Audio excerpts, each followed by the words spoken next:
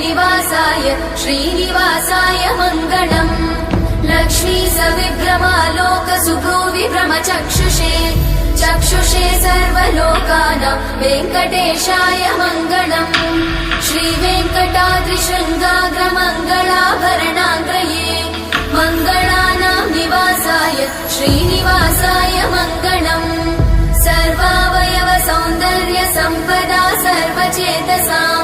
सदा सम्मोहनायास्तु वेङ्कटेशाय मङ्गलम् नित्याय निरवध्याय सत्यानन्द चिदात्मने सर्वान्तरात्मने श्रीमद् वेङ्कटेशाय मङ्गलम् स्वतः सर्वविदे सर्वशक्तये सर्वशेषिने सुलभाय सुशीलाय वेङ्कटेशाय मङ्गलम्।